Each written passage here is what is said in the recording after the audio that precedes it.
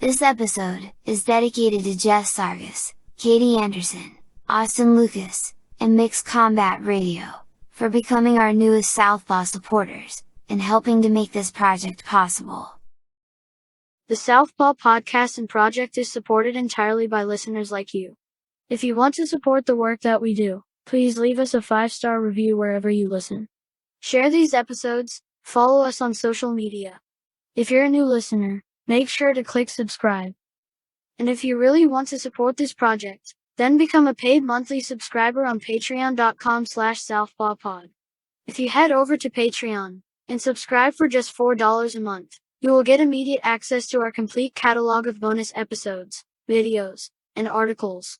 The more supporters we have, the more time we can dedicate to the show, which means more bonuses, such as classic fight commentary, transcripts of interviews, building a liberation martial arts online curriculum, and most important of all, hire and pay for staff. If you can't support us monthly, you can also do one-time donations at ko-fi.com/southpawpod. We also have t-shirts and sweatshirts to not only flex the show, but your own moral compass. By supporting us, you're not only helping us grow, you're also helping us stay and keep this project running. We can't exist without your support. Thank you. This is Sam. This is Jen. And this is Southpaw.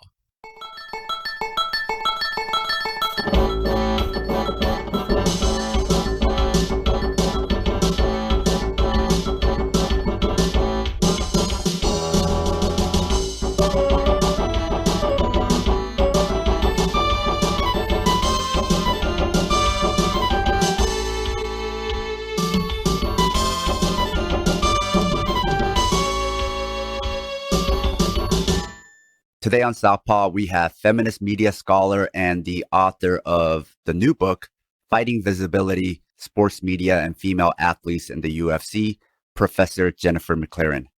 Thanks for being on the show, Jen. I'm super excited.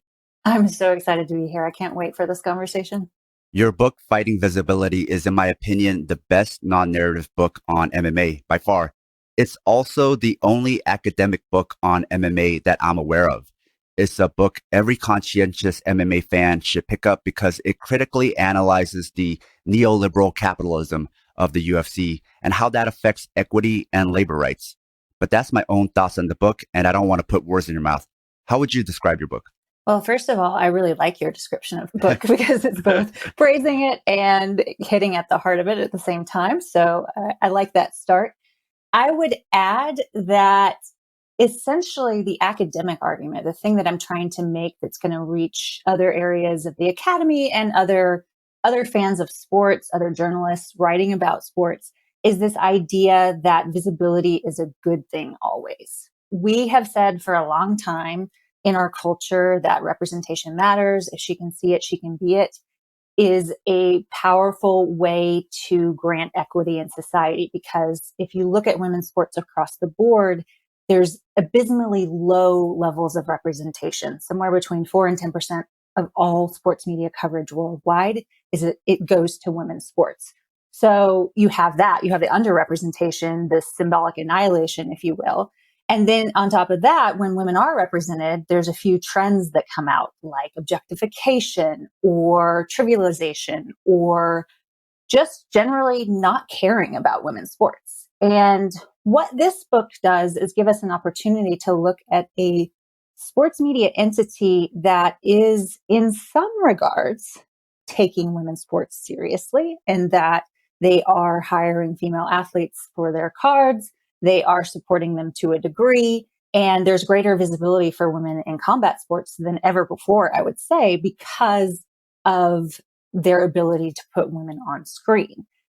But the critique that I have for that in the broader academic argument that I'm trying to get across is that visibility doesn't mean equity, and it can be used for profit by a neoliberal entity like the UFC that sort of came across this idea of promoting women and realized they can make money off of it.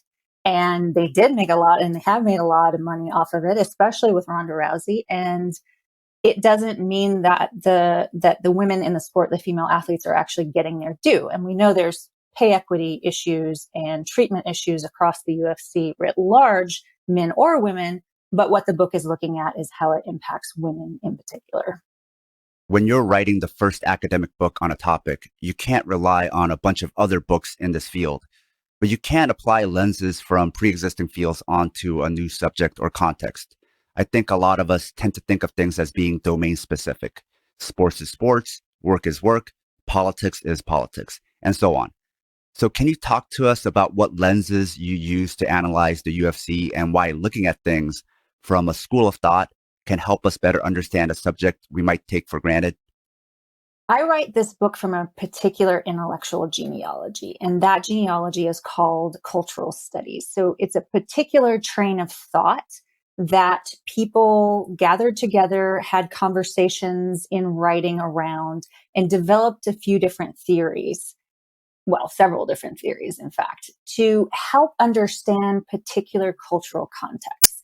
And what I mean by that is that when you're looking at any given thing, let's say the UFC, for example, it's not just the organization in itself. It's not just the people that make it up, but it's situated in a broader cultural context that has a broader politics. It has economic forces. It has social forces that all intertwine to inform how that thing is represented, how it operates, how people understand it in the audience, and so on and so forth.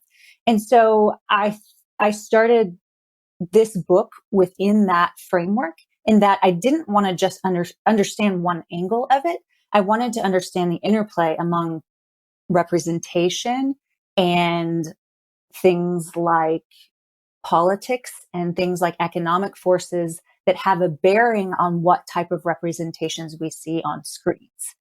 And so I drew on lots of different other literature. So wasn't just about MMA, because there's not a lot of academic literature about MMA. There's quite a bit more about sports more generally, and then quite a bit more in feminist work and in cultural studies work that helps read a particular phenomenon and helps us draw out certain things so that we can understand it contextually.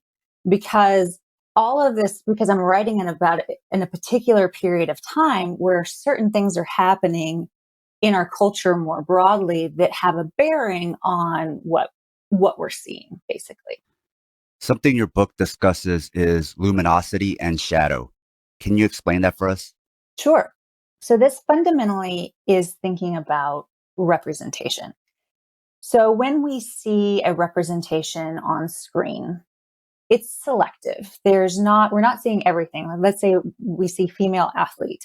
There's certain things that are going to be focused on and certain things that are going to be not focused on. We don't see the full reality when it's represented, when it's mediated.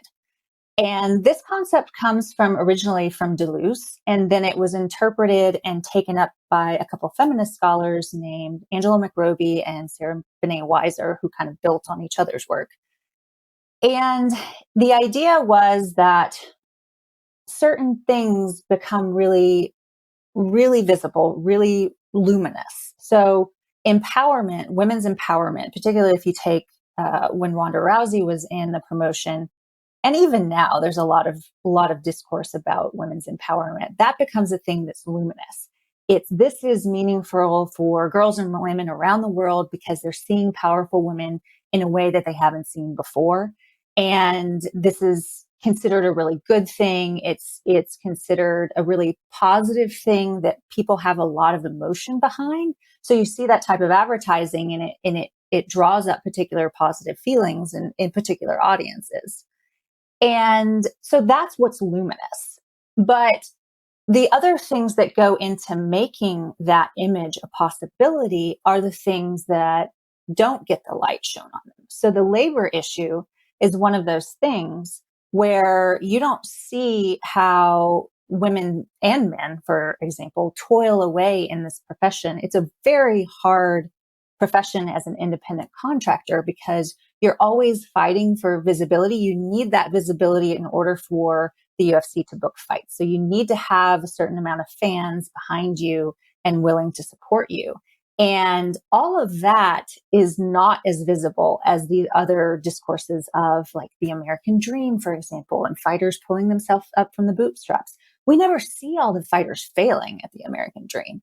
We only see the ones exceeding. And so all the ones that are left on the roster that are not actually being able to achieve the thing that the UFC has set themselves up to be an avenue to achieve, we don't see that. And so that's where the shadow comes in. And that's the part that I'm more interested in, is how the luminous things can create tricks of the light, really. And that we think that it's this empowering thing for women. We think that this is, a great thing that the UFC does. And they're getting, in certain arenas, they're getting acclaim for how they're treating their female athletes. But then we look behind the curtains, or we look in the shadows, and that's where we see all the toil and the labor, that it's not as pretty as what we see through representation. Touching upon what you said about how fighters or even us fans react to MMA, you discuss affect in your book. Can you define for us what affect means and how it pertains to MMA? So I'll give you an example that I give in the book, because I think that is an easy entry into thinking about this kind of convoluted academic term sometimes that's used in a lot of different ways. So I describe the experience of going to see Rousey fight in Rio in 2015, I think it was. And I went into the arena and I wasn't really sure what was going to happen, because it was an American fighter in a Brazilian arena. And obviously in Brazil, they're very into MMA and they're very supportive of their fighters.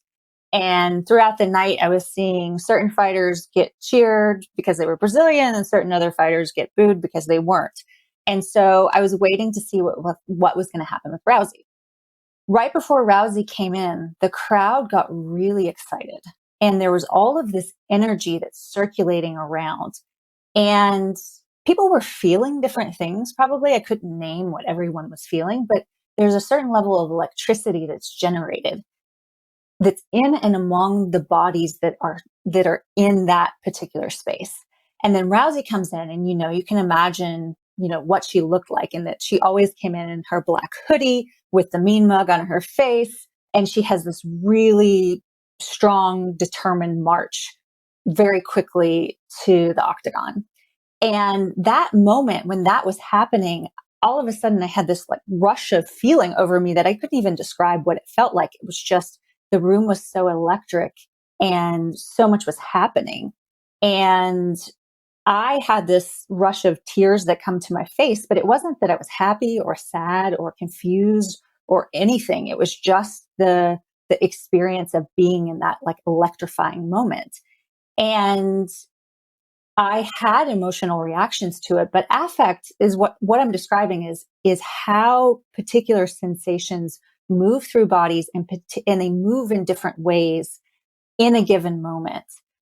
If we were to take that to another example, and this is a little bit different because I didn't experience it personally, but in the recent fight between Zhang Weili and Rose Namajunas, I think the same thing was happening in the crowd, and that there is this general sensation that wells up, so that there was a welling of support that came up for Namajunas, and then there was a welling of all sorts of negative reactions that were coming up for Weili.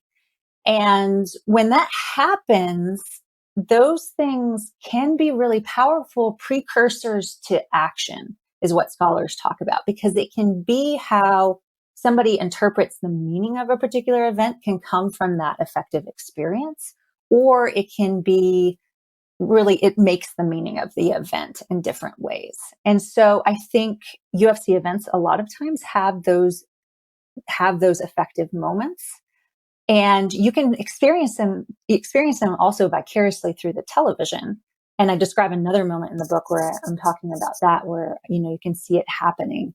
But it's connected to emotion, but it's not emotion necessarily itself.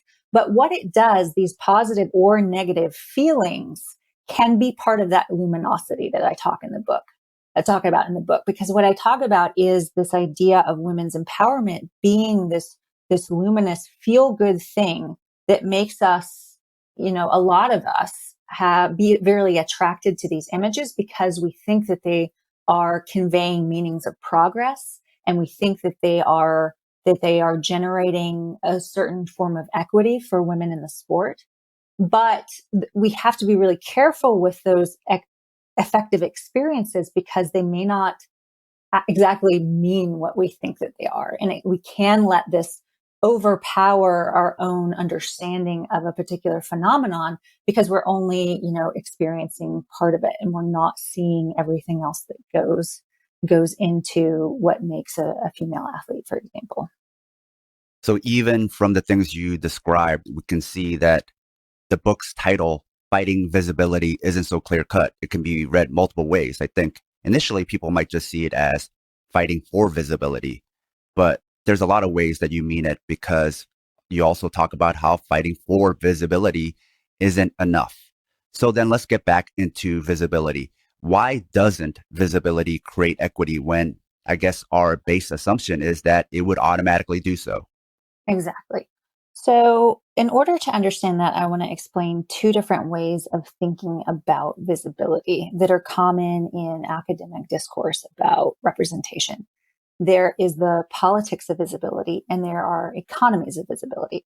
So politics of visibility is the one that the framework we typically use to think about what representation means in society. So the premise is that if a marginalized group increases visibility within media, that they will suddenly have greater power within society because they're recognized as subjects, because their voices will be heard, and they can advocate for themselves and, tell stories differently because they have a voice within society. When you say recognized as subjects, are you differentiating then subjects from objects? Yes.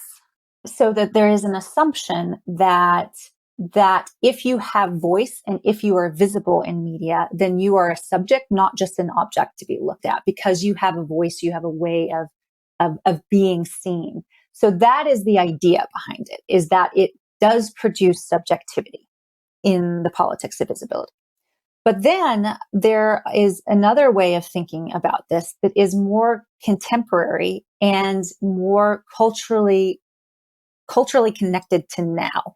And when I was talking about cultural studies earlier, one of the ways that you do cultural studies research is that you have to be really in tune with the particular moment.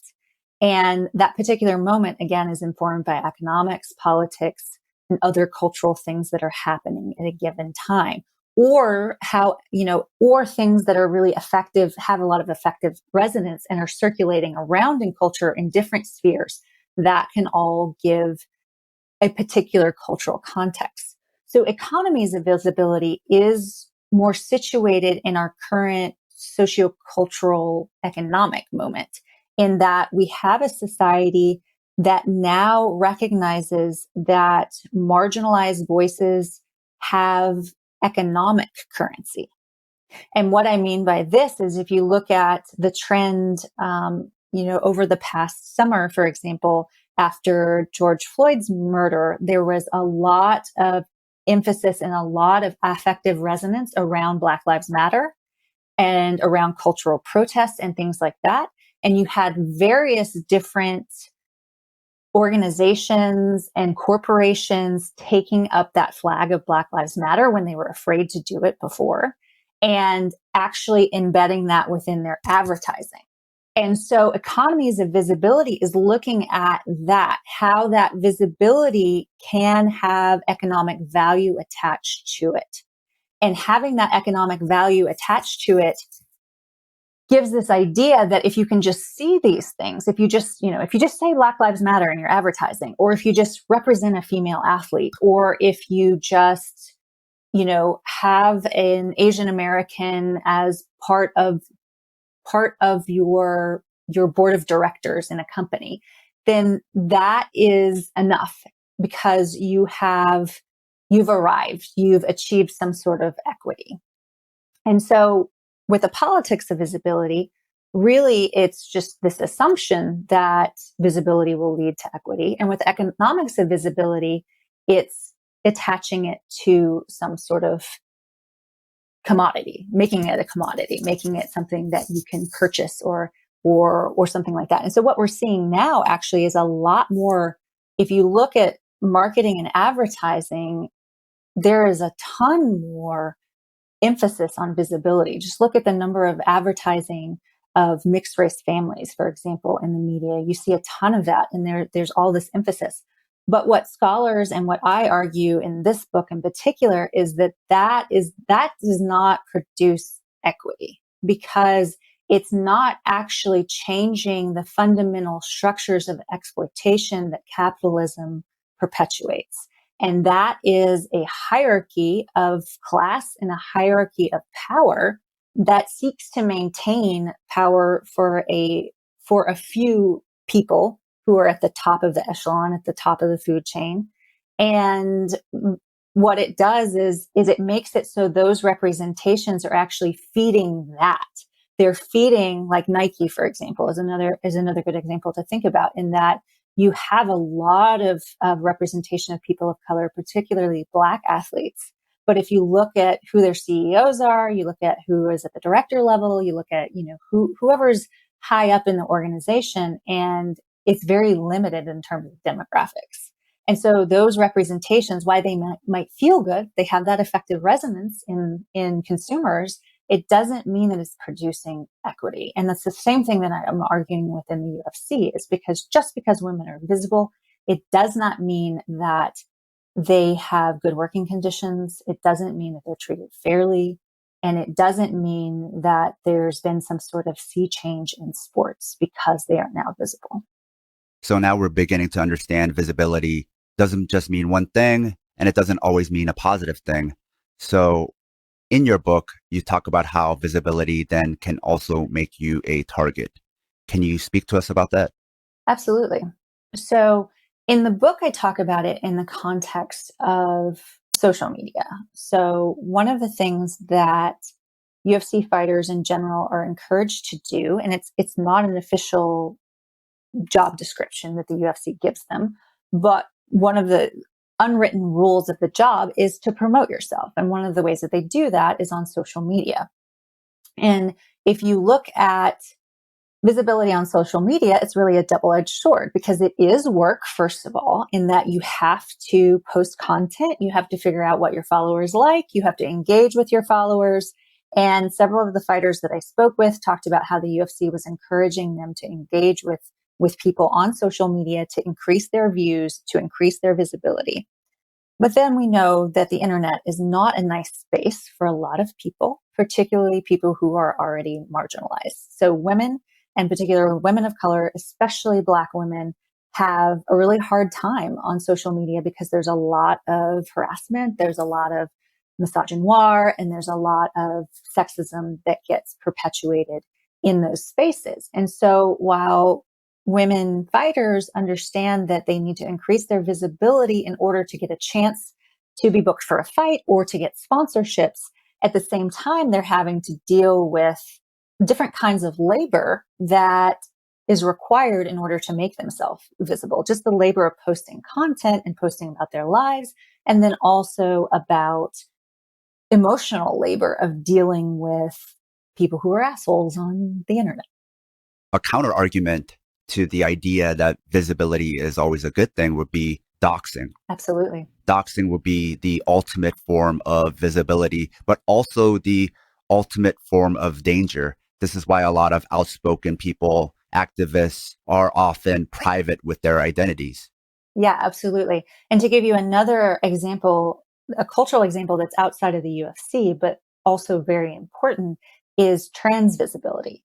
So in the past, probably 5 to 7 years, there's been an increase of trans characters in the media with Orange is the New Black and Pose. There's been some really out trans actors and just trans personalities like Janet Mock and Laverne Cox.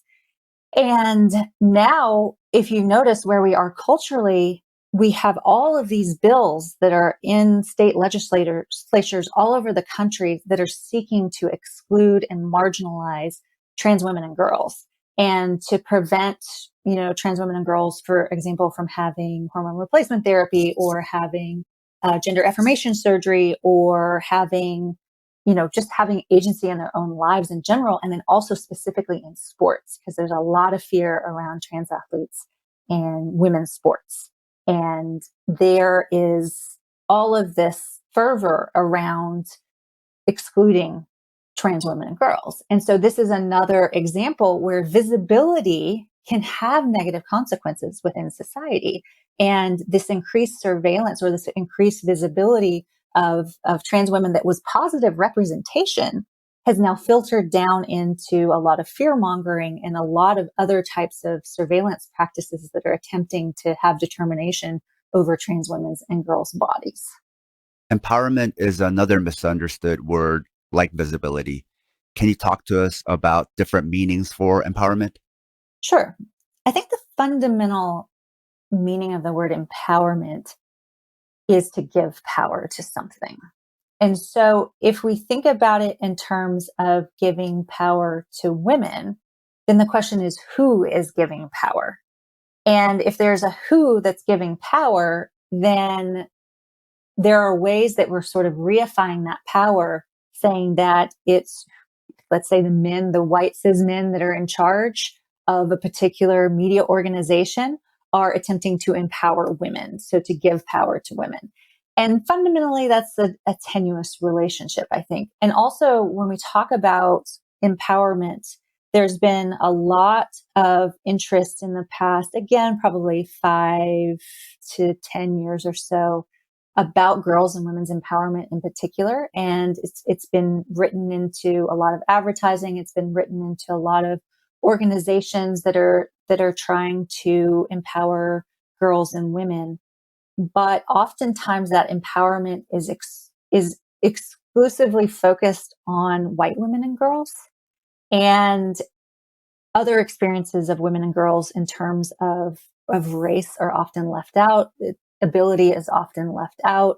And there is this cultural understanding that we tend to have that the girls that need to be protected are young, middle to upper class white girls. And we don't pay as much attention to giving power or to giving agency and opportunity to other women. And other girls. And so that's why a lot of people are a little bit skeptical, I think, of the word empowerment. And then oftentimes it gets cheapened into this idea that it's an individual pursuit, that we can empower one girl or one woman, and what that does is place the burden on that one girl or that one woman to take the power and run with it. Like that's all they need is just to individually be empowered.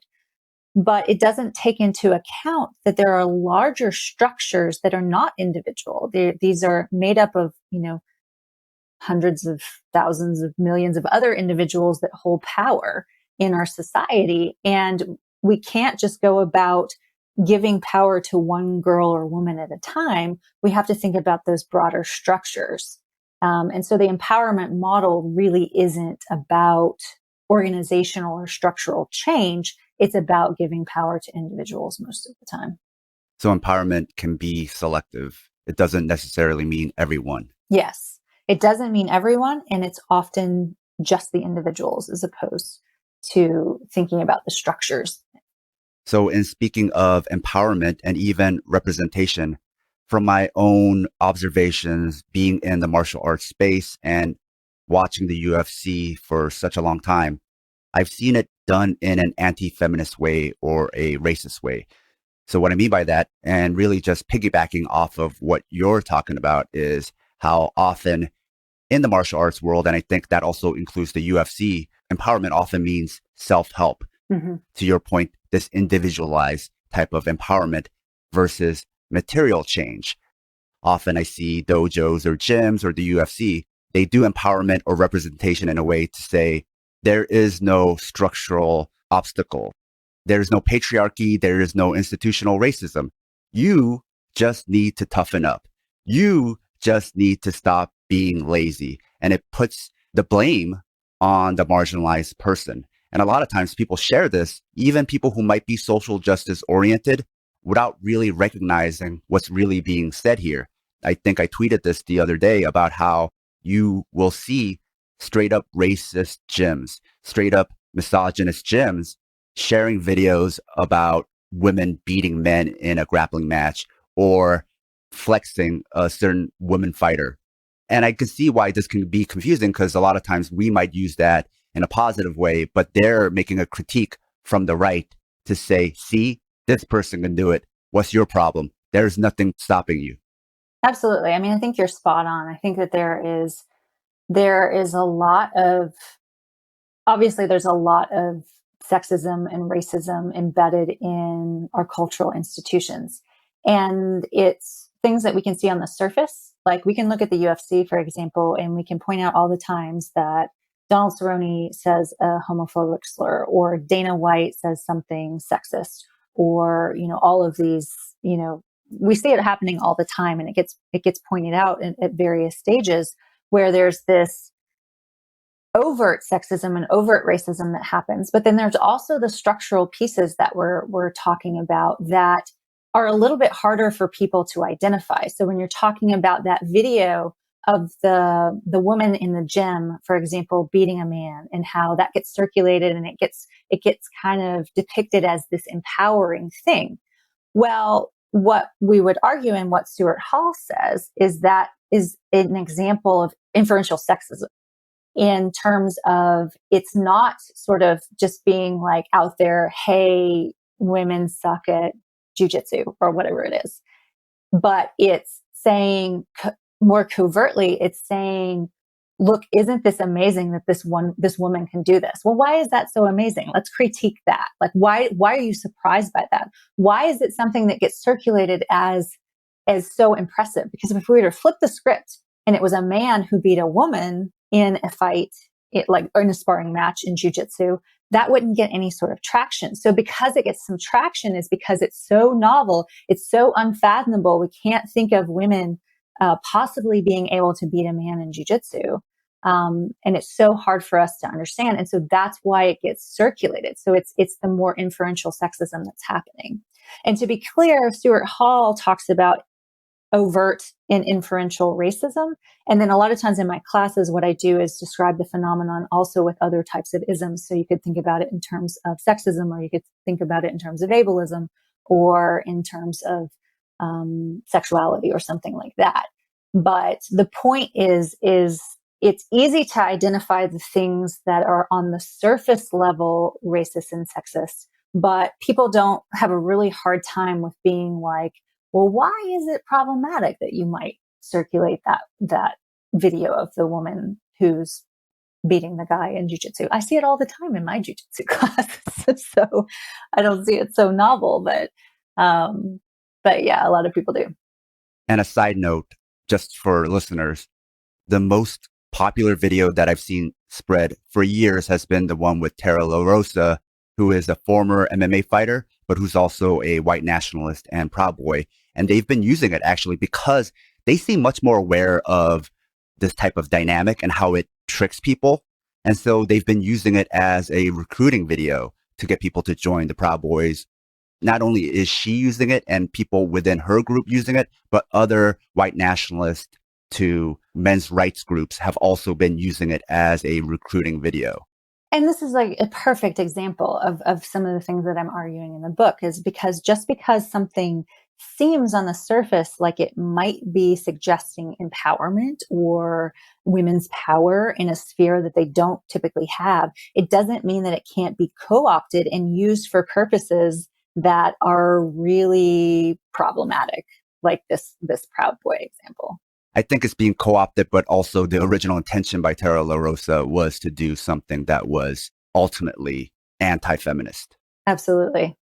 Absolutely. And you see that happen a lot too. I think there's this assumption that all women who take in their own power are somehow feminist. And there's a way that the rejection of feminism gets taken up a lot in really right-facing groups, that they want to prove that women don't want to be feminists. I saw you did a panel discussion about sports during the pandemic, and you did something I often do in interviews, which is to explain how different the UFC is from other sports and basically how we're not even at their starting lines. So can you explain how differently the UFC treats their athletes as far as pay and an athlete's ability to control their own career, especially for listeners who might only watch MMA and not know much about other sports, period? Absolutely. So UFC fighters are independent contractors. This means they have they sign a contract for a series of fights. Let's say it's 3, it's 5, whatever the contract is. When they do that, part of the contract is they're also not allowed to fight for any other promotion or they couldn't go and do a boxing fight, for example. And there's some fighters right now that are having problems with this in their contracts. So it's a pretty one-sided contract in that the UFC has a lot of agency and can basically break a contract if they decide that they want to, whereas a fighter is stuck. Typically in boxing, for example, you can't have a contract longer than I believe it's 12 months because of the Ali Act. And with the UFC, it's an indefinite contract. It doesn't really have a time limit on it. So, if you had 2 fights and then you got injured and 3 years later you wanted to go to another promotion, if you still had a fight in your contract, you couldn't get out of it. So that's one thing. And what that means also is that you are not a salaried employee. And so you're not getting the typical benefits that a salaried employee would get. So for example, you are not having certain taxes taken out. You're getting all of that, but then you're taxed on it later. You don't have comprehensive healthcare insurance for you and your family. UFC fighters only have health insurance for the duration of the actual fight. I believe that they are also under contract when they're in fight camp, but it's the actual fight. That's the main focus for the UFC is the actual fight. So if you get injured there, you can get it covered through health insurance. It's more like an accident insurance. Yes, exactly. So it's not like I get sick with COVID and need to go to the hospital, and that's not going to be covered by the UFC's insurance. So the fighter has to cover that. Insurance is extremely expensive. And fighters don't have any sort of determination over how much they fight, really. They can ask for fights, but the UFC they're the ones that get to determine who fights when. And so you might only get booked for 2 fights in a year. You might only get booked for 1 fight. And this means that you don't have any other income other than what you're getting from that fight or any other job that you might have. So a lot of fighters, especially if they're not the superstars that we see most often, they're most visible, those fighters are oftentimes have other jobs because they can't live on fighting alone. Because the other thing that happens is they pay their team out of that pay that they get from the UFC. So let's say they get a payout, they get show money and win money, and then a percentage of that has to go to their managers, a percentage of that has to go to sometimes their trainers. This isn't 100% across the board. Different fighters have different experiences and different agreements with their managers or with their gyms that they train at. But there is, usually some money that's expected out of that. So anytime you see a payout, the fighter is not just pocketing all of that money. The fighter has to do something because they have to pay for the expenses of training. How this is different from big sports or other more visible sports that have been around for a lot longer is that if you're in the NFL, the NBA, the WNBA, or the MLB, any of those, you're a salaried employee, so that you get a certain salary per year. It is a contract again, but it's a salaried contract as opposed to an individual fight contract. And this means that you also get health insurance. You also get training. You also get the team doctors. You get all sorts of, they have whole big systems to keep their players healthy. And UFC fighters, on the other hand, if after a fight, they have to pay for all their recovery. So if you want to do massage therapy and you have to recover from a injury in a fight and you have a lot of swelling, there's different therapies that you can do that help you get rid of that swelling. And so all of these things a UFC fighter has to pay for, whereas somebody in a traditional, big sport here in the US, you're not having to pay for all of that. So it's not coming out of your pocket. So the thing about independent contracting is that it's a very easy way to manage risk for a promotion, for a business entity.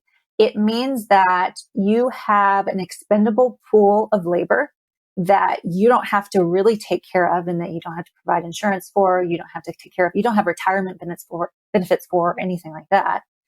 And it makes it a lot cheaper than if you had to have somebody on salary and pay for their insurance and pay for their retirement and pay for a portion of their taxes and all of that stuff. So it's very different. Boxing is another sport that hires independent contractors. And so we see some of these issues in boxing as well, but boxing also has a lot more promotions. So there's a lot more competition. So there is more of a willingness to pay fighters a higher salary because there's a lot of, bigger name promotions that are out there. Usually in independent contract work, in lieu of benefits, they pay you more.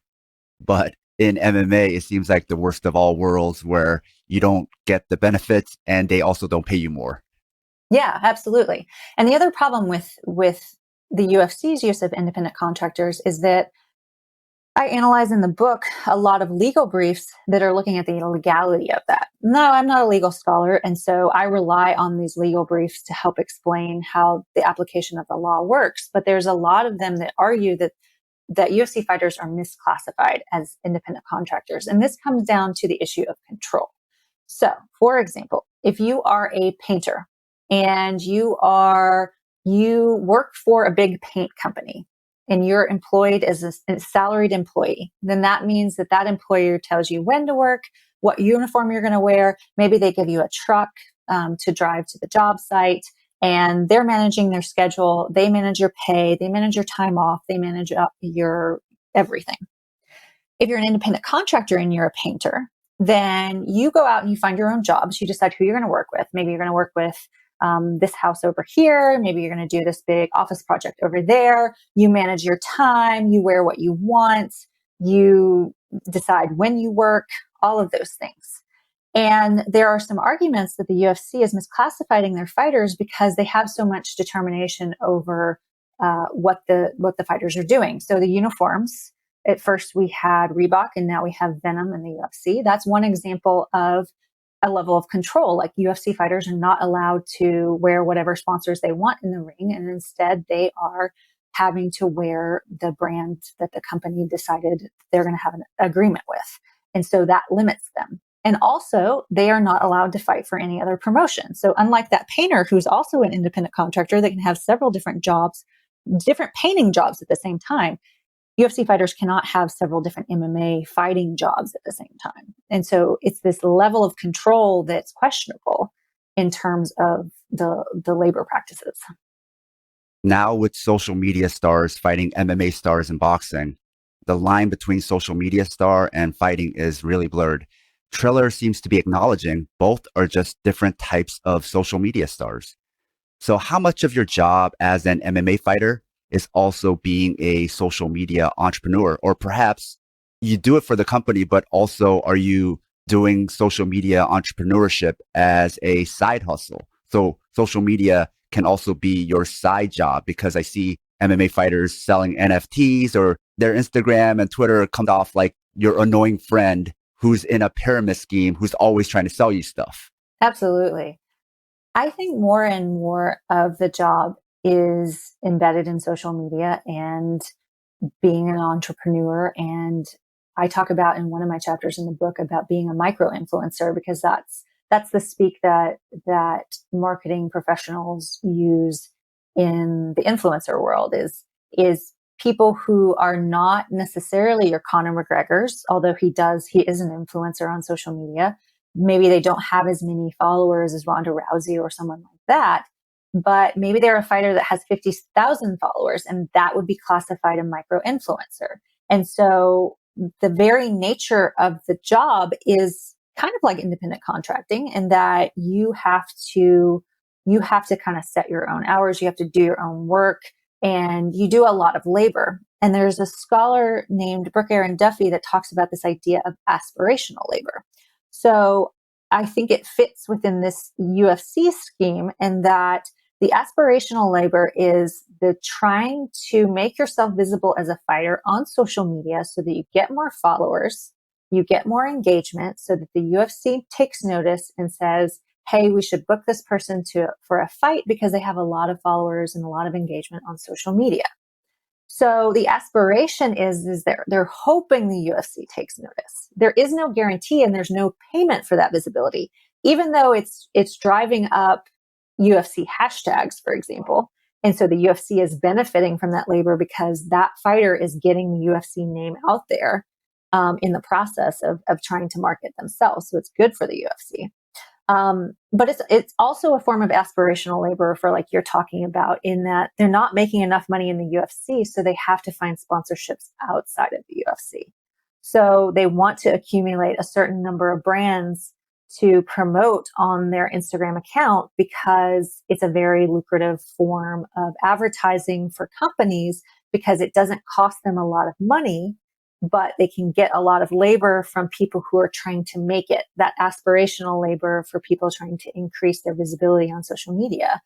And if you look into the literature on micro-influencers, it's one of those things that's also a pyramid scheme, in that there's a lot of people out there trying to aim for a full-time job as an influencer, like where that would be the only thing that they do is post pictures about their life and post the sponsored relationships that they have. And that would give them enough money to not have their other job. There's a lot of people vying for that, but not a lot of people actually achieving that. And I think the same thing holds true for social media for the UFC in terms of what fighters are doing online. There's a lot of them laboring for visibility because they think it will be a good thing, but it's not paying off for all of them. And some of the ways that it doesn't pay off for people is that people who engage on social media are still beholden to certain hierarchies of gender, race, class. Attractiveness is another one. And the people who tend to make the most money tend to be like white women do really well. Pretty white women do really well on Instagram. And the same could be true if you're looking at, pretty white women who can flaunt their sexuality on Instagram, whether they're UFC fighters or they're somebody else. There is a way that there's a particular currency for that. And it gets a lot of engagement. Whereas if you're a fighter, like I talk about in the book, I talk about Roxanne Modafferi, who is a white woman, but she doesn't flaunt her sexuality. She doesn't try to be this pretty cutesy girl. She's quirky, she's nerdy, and that's part of her brand.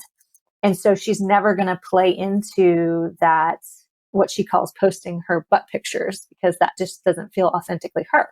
Whereas the women that can do that, and I talk about Paige Van Zandt in my book, are ones that can get away with that. And that not only get away with it, they get paid a lot. And Van Zandt has talked about how she makes more money on Instagram than she ever made as a fighter. And, good on her. I mean, she's making her dollar. So, and it's part of the overall structure that we have. So this is not just what I'm describing here is not just the UFC. These structures can be found in a variety of areas of contemporary American life, contemporary Western life, contemporary various other countries around the globe are conforming to this model of not having the companies not taking a lot of risk by investing in employees, and rather they're just using a lot of independent contracting or gig labor or micro influencers, because it's a lot cheaper and a lot less risk than actually investing in employees. And a term you've used a couple of times already is brand. So instead of assuming like we might assume with visibility or empowerment, can you explain to us what branding means and what it has to do with MMA? I'm glad you asked that question, because oftentimes we assume that a brand is just a symbol. Like we drive down the highway and we see the McDonald's logo and we instantly know what that is. It's an instant brand recognition. And that's part of it. But in contemporary culture, branding has become so much more than that, in that it's not just the symbols that we can identify, but it's particular affective resonance, to go back to that term, and particular feelings that we associate with brands. So I'll give you a few examples from broader culture. So the Apple MacBook or the Apple iPhone, there's a particular image so that we recognize what it is. But the commercials, the way that the company talks about itself, the way that it has sort of this ethos of cool and tech savvy, there's all sorts of other associations we could make with a brand that doesn't have to do with just what the product does or just with the label. It goes way beyond that. If you look at their advertising, it always is sort of slick, refined, and cool. And so that's what they're trying to get across. That's the feeling that they're trying to associate with a particular brand. And we talk about it in terms of brand culture, in that it's not just the symbols, but it's all the feelings and associations and how a brand makes somebody feel, how a brand becomes a form of self-presentation.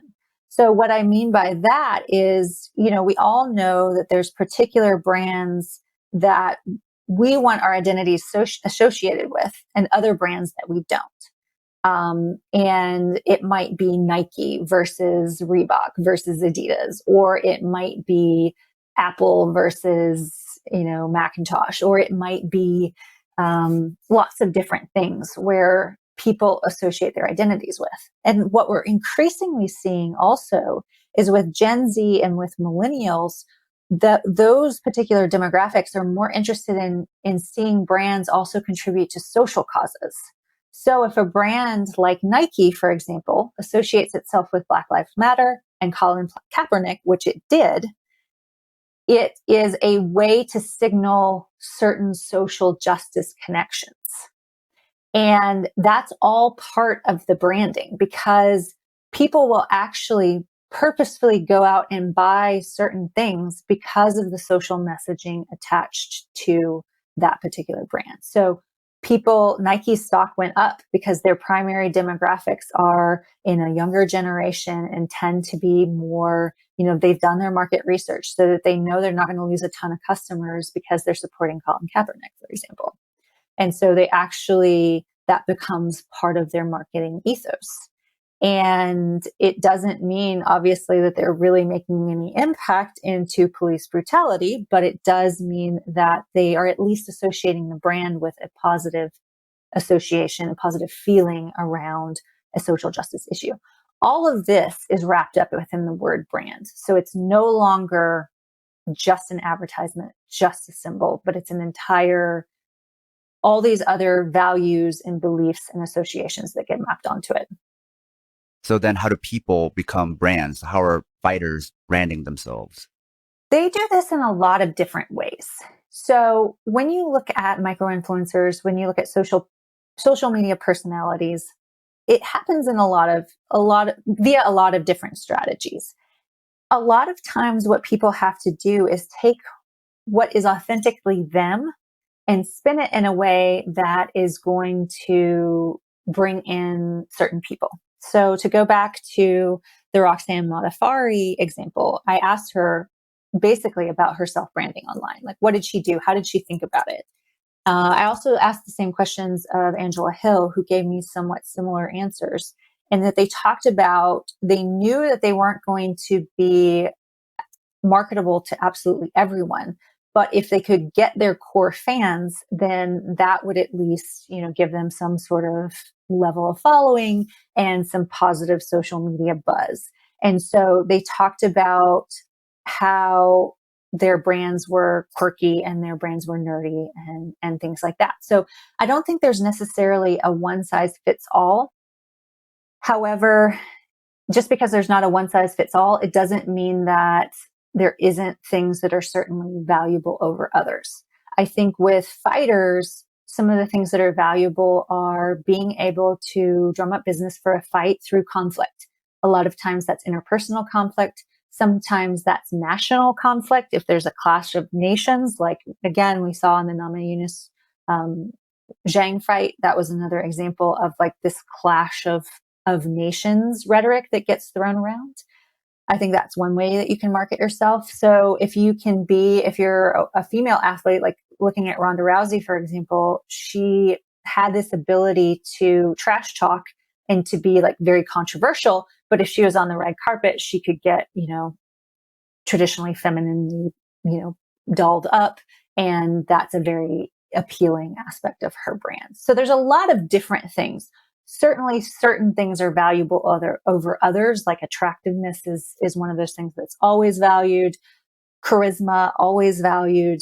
And then of course, things like attractiveness and charisma get read through certain racial scripts and certain gendered scripts. And so it has to be done in particular ways if you're not a white man. And this might be more philosophical, but there's a jump because the traditional, even academic definition you gave of branding was about non-human things, right? Mm-hmm. Companies. Yeah. And then somehow it jumped to humans. Yeah. Can also be brands. Absolutely. So then to me, it appears that once a human becomes a brand or start to brand themselves, they're no longer human. They become a symbol or a caricature, right? And so in the cases you just gave me with Angela Hill and Roxanne Modafferi, it's more about them trying to find a caricature of themselves they can live with, but they understand that they are no longer themselves. They're not just being themselves online. Especially with both of them, I would say they put in more effort than some of the women who just rely on sex appeal. Absolutely. So then this is very crafted, very constructed.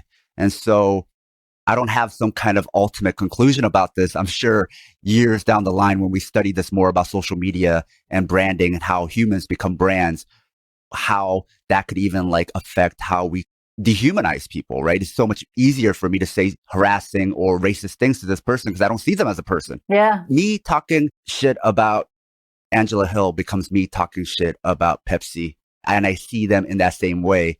And so I think in a philosophical way, thinking about feeling pressure to do that more as an MMA fighter because you're not a salaried employee or you have to consider yourself an entrepreneur, it forces you to, I guess, dehumanize yourself or turn yourself into a thing so that you could scrape a living doing MMA. And it's like what you talked about earlier with visibility. Maybe you just wanted to fight, but you have to put yourself out there because you feel like that is the only way to make enough money doing this thing. Yeah. I mean, I love all the points that you're making. I think it's spot on because I think that there's an element of the real. There's an element of needing to be authentic because you can't just totally make yourself into the image of somebody else, for example. Roxanne Modafferi is not going to try to be Paige Van Zandt, nor would she be successful at being that. So she has to figure out how to be herself, but be herself in a way that is going to give her the most boost. So the other thing that I would add to what you're describing here in terms of the dehumanization, I think there is a dehumanizing element that happens in that you cannot ever be authentically yourself. And it's not just UFC fighters. People are constantly curating themselves online in different ways because who you are on Twitter might be different from who you are on LinkedIn versus who you are on Facebook because those are different audiences. If you are being dehumanized and you do have to curate yourself for an audience, then what happens is it gives the masses a lot of power to determine what is popular, what is the most marketable, and what they want to see. So there's a way that the status quo then gets reinforced through the audience, through the people consuming those images. Because if we're measuring, or if the UFC isn't measuring engagement rates and a fighter is following along at which posts get the most engagement, then they're going to start posting that content more. So it pushes up.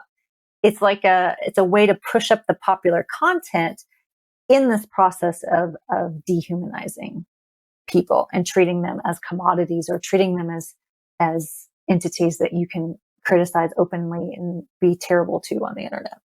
I often use that example with Joe Rogan, where he and his audience exist in a feedback loop. As he creates content that drives more engagement, his audience informs him what is popular, which he tries to replicate. Yeah. And so as he makes them more terrible, they tell him what other terrible content they want, which creates this cycle and pushes the worst things to the top. Absolutely. And I want to bring up a point that is tangential to my book, but I think this would be a good space to make it in, is I've seen some conversation around how, the UFC is promoting alt-right groups and really taking in those fans, and it's fundamentally this conservative organization.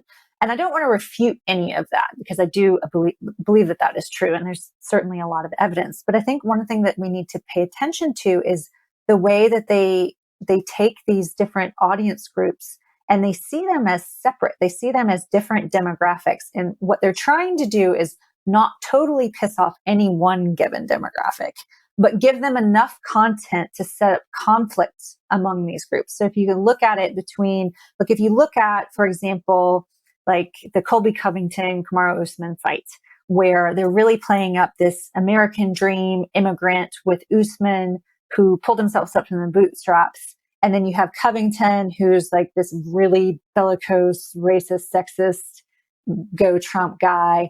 And what really works for them is a promotion of a fight like that, because you have all these different audience demographics. And, we might make arguments about they're fundamentally conservative, yada, yada, yada, but there are different audience demographics that are going on at once. So people will tune in and pay to watch Usman win, and they will tune in and pay to watch Covington win. And so no matter what, the promotion has set up a scenario where they're going to make money no matter what. They're fundamentally making money on the politics of the moment. And I think that that's a really important piece to how the whole promotion operates, is that, in one breath, they're going to have a 25th anniversary women breaking barriers video that they, or film that they create to celebrate women in the UFC. And then the next video is an ode to Donald Trump and everything that he did to save the UFC back in the day. So they're catering to all these different places at once. And they, more than some other organizations, get away with it financially because it's the conflict between those things that sells. It's like psyops. Exactly. And it's fascinating to see them do this. And they're not willing to take any stands. And they also take a very individualistic approach, because they see all their fighters as individuals. So they don't want to censor, they say they don't want to censor any given fighter. So they allow Covington to say whatever he's going to say. They allow Tyrone Woodley to say Black Lives Matter.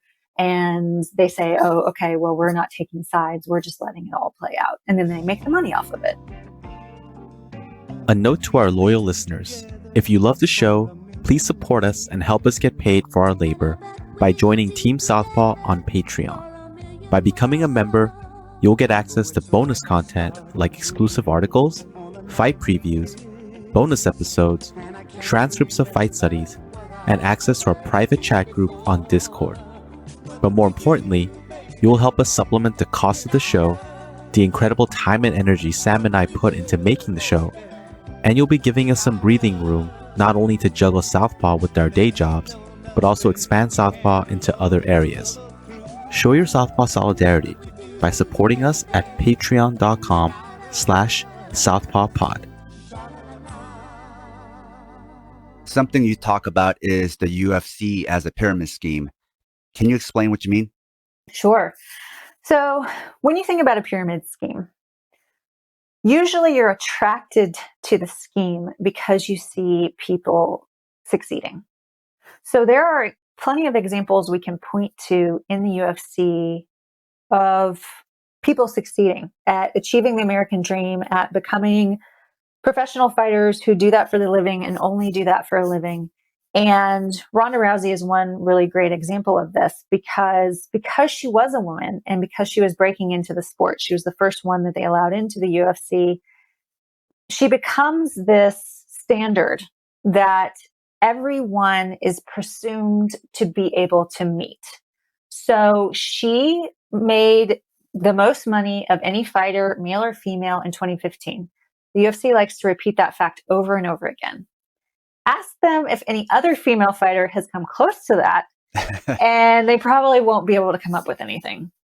So she was definitely the most popular fighter in the years that she was really in her prime in the UFC before she lost.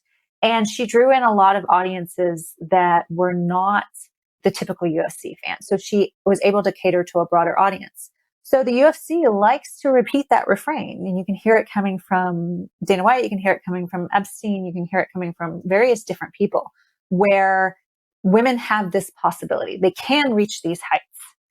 But the only real example of that is Rousey herself. And the rest of the fighters are not really living up to that. And the way that the UFC gets around that is with the American Dream Discourse, which says, basically, if you're not achieving greatness, if you're not doing what Rousey did, if you're not doing what McGregor did, if you're not doing with any other name you want to give, then it's your fault because you are not working hard enough. And it doesn't take into account all the other conditions that have to be right for a superstar to be born. It's basically saying anybody can do it. But the reality is, whether we're talking about the UFC, whether we're talking about famous Hollywood actors, whether we're talking about any other sector of society, it's not that easy. And this promotion in particular, this job in particular, does not set fighters up for success because it doesn't really support them along the way, because it's not even giving them a living wage in most cases.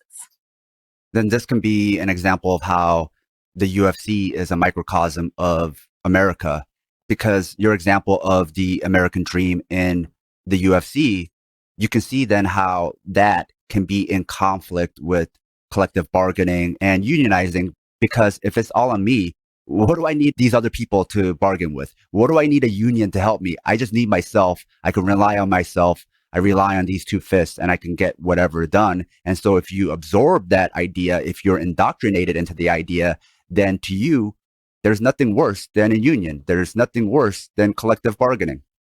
Yeah, absolutely. And I have an entire chapter that talks about the American dream and talks about this.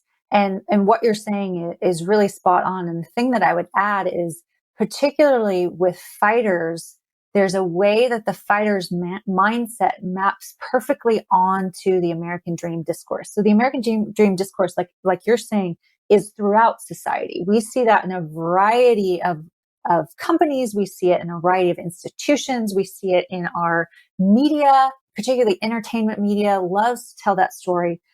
But there's a way that fighting itself becomes the metaphor for the American dream, in that fighters are often talking about adversity.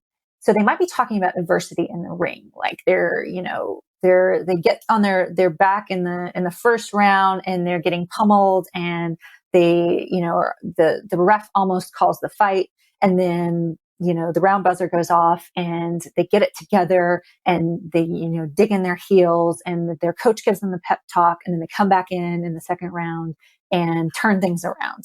And so they talk about the adversity of that. They talk about losing as this form of adversity, this mental mindset that they have to get over, because losing in the ring is really devastating, and you have to turn around and change your mindset in order to go back at it.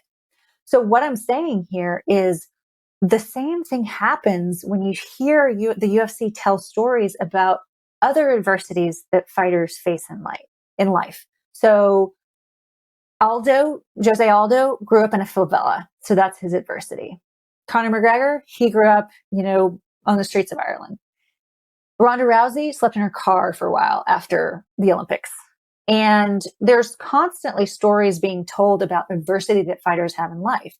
And so the adversity of not being paid very much money, not being able to really afford your insurance, not being able to, having to work an extra job in order to, be able to pay for your upcoming fight. All of those things are part of the adversity that gets mapped onto the actual act of overcoming adversity and fighting.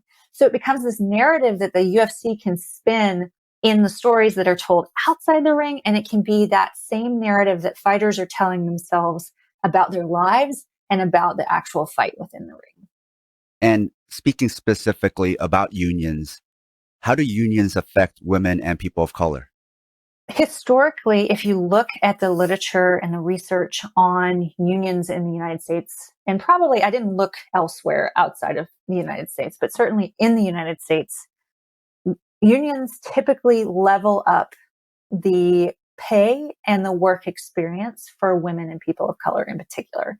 Because what it does, it sets in place particular standard procedures, particular pay scales, particular structures that are meant to make it equal for everyone so that everybody is given the same sort of chances. And they can work together as a collective voice to make sure that things are working for everyone equally. And so that we don't have massive income inequality. And what we've seen from the research on independent contracting is there's more wage disparity in independent contracting because there's not usually unions in place or associations in place that allow for collective bargaining, that allow for ensuring that wages are fair and equal. And so usually in independent contracting situations, there's much greater disparity. And so really, I think, and what I argue in the book is fighters across the board in the UFC need better pay, and they need to be taken care of to a greater degree. But those who stand to benefit the most are white women and women of color in particular. Can you lose money as a UFC fighter? Yes, and I believe that many of them do.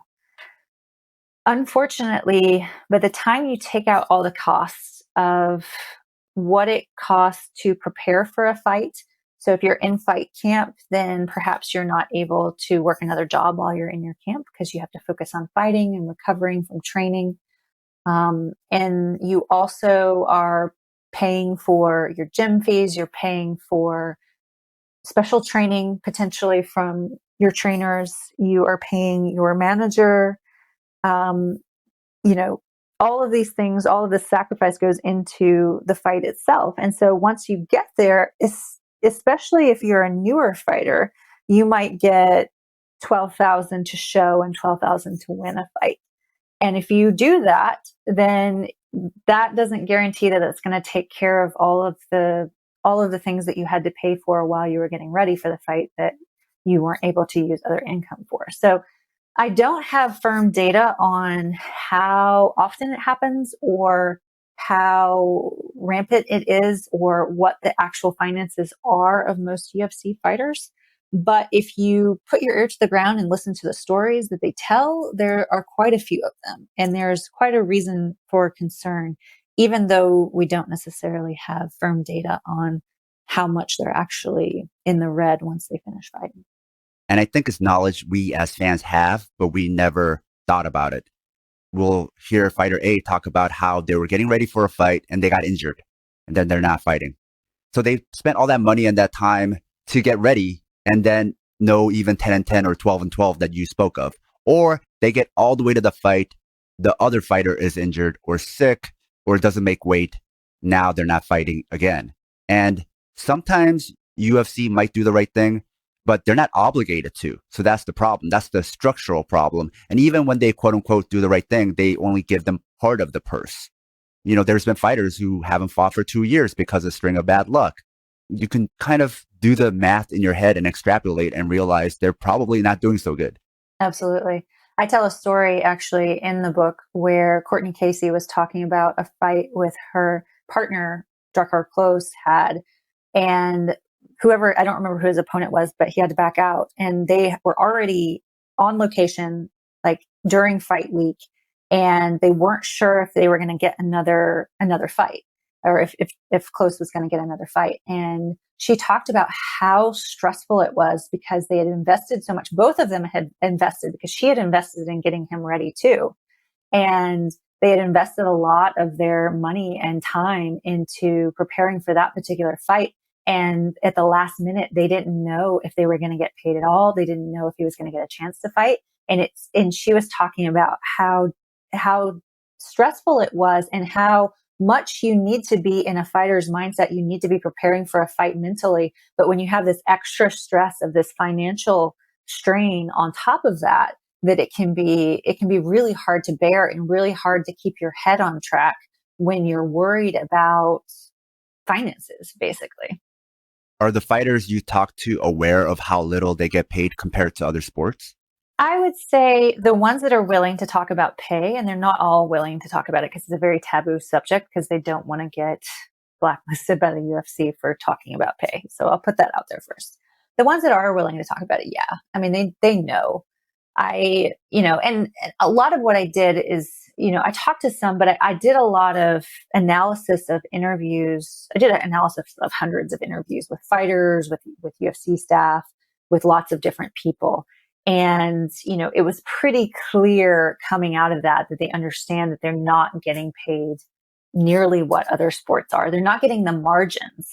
But the most dominant thing that came out of like all of that, those other interviews that I interviewed or that I analyzed that other people did, the interviews that I did myself, all of it that was coming out was pretty clear that they're afraid to make too much noise.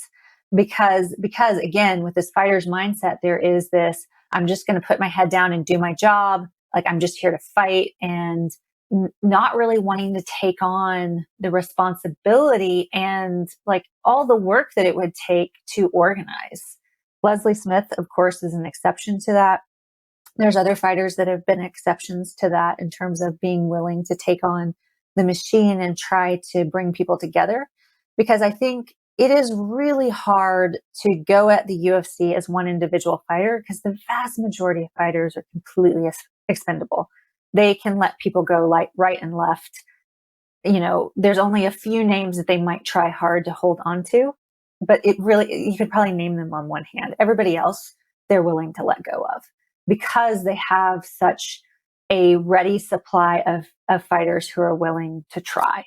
And so fighters know that. They know that they're expendable. And so the cost benefit analysis for them as an individual really comes down to, it's a lot of work to organize people.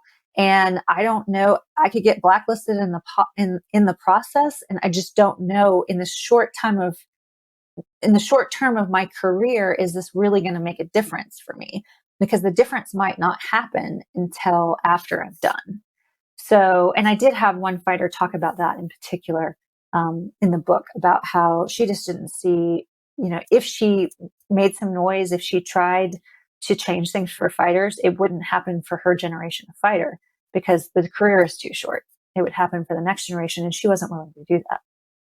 Going back to the American dream, the UFC focuses a lot on adversity, as you mentioned. They'll even focus on financial adversity as part of that overcoming story. But when they do that, they don't want you to connect the dots. So early in Conor McGregor's UFC career, he was still living with his parents and still on welfare. That's something they used to promote him, to say, here's where he was and this is how he's overcome.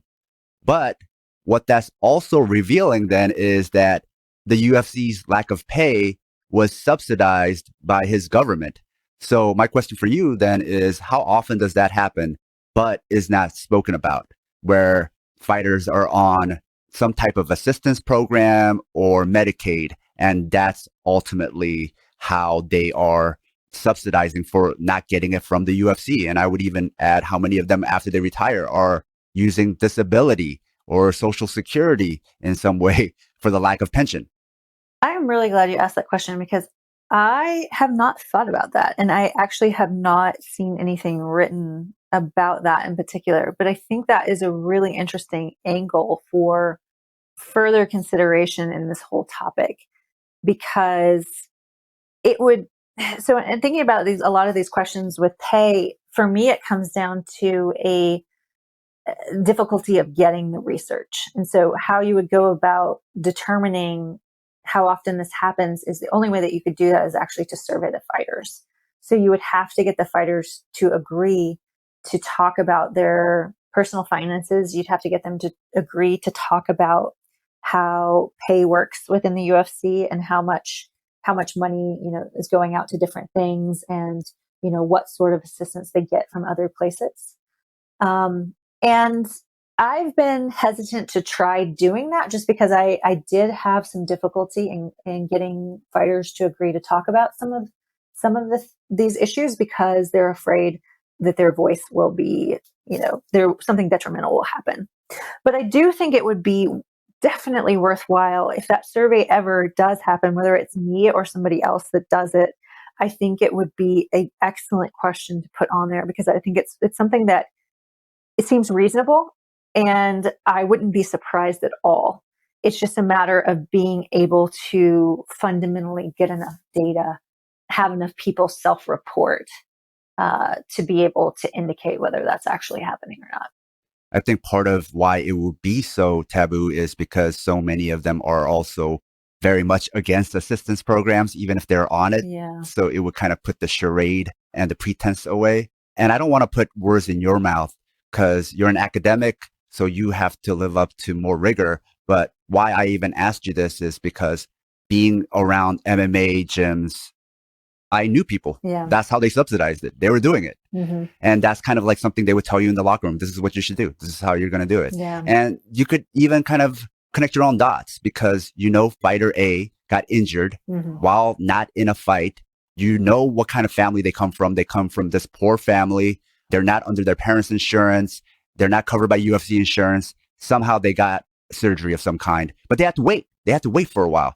All of these things sound like problems you have, and the process that you have to go through when you're on some state program, right? Because it is state run, you can't get that surgery right away. You got to wait. And so then they're sidelined for 2 years, waiting for this process, waiting for that surgery. They eventually get it. Yeah. It all maps onto how Medicaid works. So even though they don't tell you, it resembles, let's say. Yeah. We don't know for sure, but it resembles Medicaid. Yeah. And oftentimes when they're talking about that, they had no money in their pocket, but somehow they still survived. Somehow they still made a living.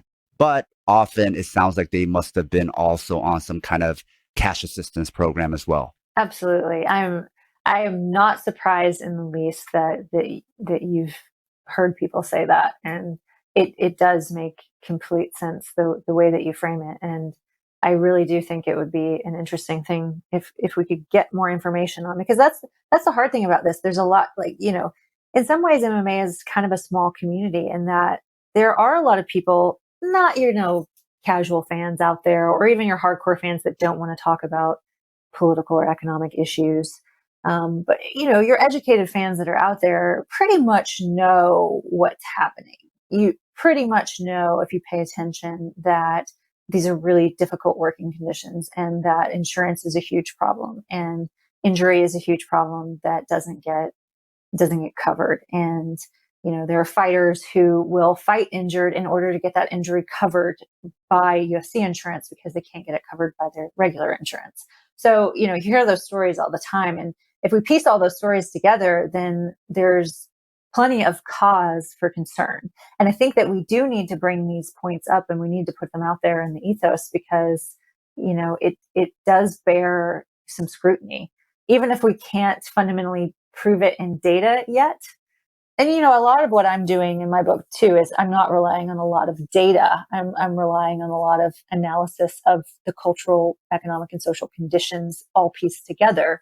And that fundamentally is important research too. But I think in terms of knowing how the quantity, I think would be a really important thing to get. Because we know it's happening, but we don't know how widespread it is. And that would be what doing a survey like that would give us. Ultimately, we know a lot of them would qualify. It's a question of, would they do it or not? Right. And they probably are. And so how many of them actually are? How different was the UFC's response to the pandemic and lockdown compared to other sports? Well, I guess it depends on the sport. So I would say most sports, especially if you're looking at big name sports in the United States, your typical heavy hitters definitely locked down. The NBA, the WNBA, when they did come back, they came back several months later than the UFC came back. And when they did come back, they created a bubble, which is easier to do in a tournament style sport or sport that has teams. But, UFC immediately when the pandemic happened had a different approach than a lot of other sports. A lot of other sports were like, stop immediately and assess the situation. The UFC was, how do we get around this? And so they immediately went to looking at if they could do an event in California on a native reservation, because of course, native reservations don't have the same laws as the state of California. So they were hoping to do an event there and couldn't do it. And so they basically shopped around until they could find a location that would do it for them. And that was Abu Dhabi and Fight Island. So it's interesting because sometimes in some frame of minds, I look at the UFC and go, wow, they really do use a lot of ingenuity. And one of the things that I talk about in the book is how I call them a millennial sports media brand, and they adopted social media practices early because the mainstream sports networks and mainstream channels weren't touching them. So they had to do a lot of like really creative work to connect with fans, to grow the brand. And they really were at the forefront of social media in terms of sports media brands. And so in some ways you look at that and you go, wow, that's, good on you. Like you did good work here. And the creativity involved with moving, like getting the fight set up in Abu Dhabi and the whole like latching on to this idea of Fight Island and branding it and all of that. You look at it and go, wow, all right. You really use ingenuity to make this happen.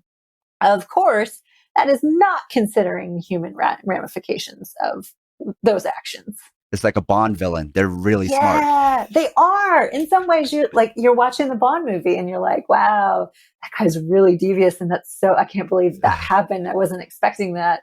And then you're like, oh, wait, he's really like Dr. Evil. Like it's. They're fighting on an island, Literally. So yeah, I mean, but it's par for the course with them because, back to something that I mentioned earlier with independent contracting and the risk, because independent contracting is low risk for the company.